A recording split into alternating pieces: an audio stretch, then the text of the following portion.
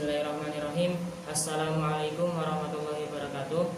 Sebelumnya perkenalkan, nama saya Muhammad Arzak Fadil. Saya dari kelas 10 IPA 1. Di sini saya akan menjelaskan mengenai singkatan-singkatan yang sering kita pakai dalam kitab, khususnya kitab kuning. Oke, untuk mempersingkat waktu langsung saja saya mulai, yaitu yang pertama mubtada. Mubtada adalah isim yang dibaca rafa.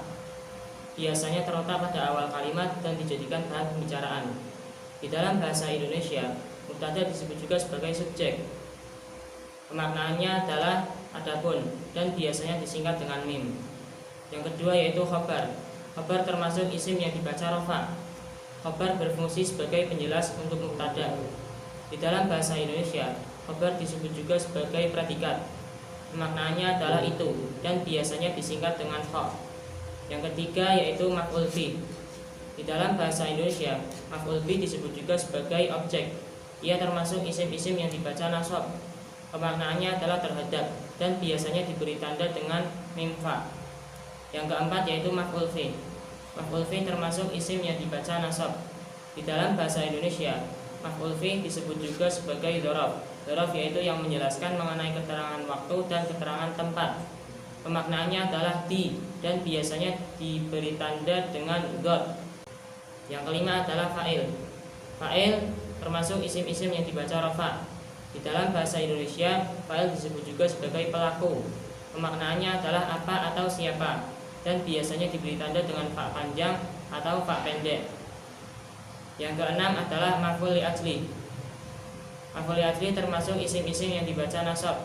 Di dalam bahasa Indonesia, maf'ul li ajli disebut juga sebagai keterangan alasan. Pemaknaannya adalah karena dan biasanya diberi tanda dengan lahu. Yang ketujuh yaitu maf'ul mutlak. Di dalam bahasa Indonesia, maf'ul mutlak disebut juga sebagai keterangan jenis penguat atau jumlah pekerjaan. Ia termasuk isim-isim yang dibaca nasab.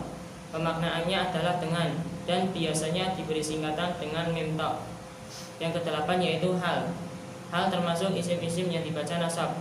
Di dalam bahasa Indonesia, hal disebut juga sebagai keterangan alasan. Ia terbuat dari isim sifat seperti isim maf'ul, isim fa'il, dan sebagainya. Pemaknaannya adalah halnya atau seraya atau sebagainya dan biasanya diberi singkatan dengan hak panjang. Yang kesembilan yaitu isim mausul. Isim mausul adalah isim yang dijelaskan oleh jumlah yang setelahnya. Jumlah setelahnya memiliki makna yang dan biasanya disingkat dengan shad. Yang terakhir adalah tamyiz. Tamyiz merupakan isim-isim yang dibaca nasab. Di dalam bahasa Indonesia disebut juga sebagai penjelas kata benda yang samar. Ia terbuat dari isim nakirah. Pemaknaannya adalah apanya dan biasanya diberi tanda dengan tama. Nah, mungkin cukup sekian dari saya. Kurang lebihnya mohon maaf. Wabillahi taufiq wal hidayah. Wassalamualaikum warahmatullahi wabarakatuh.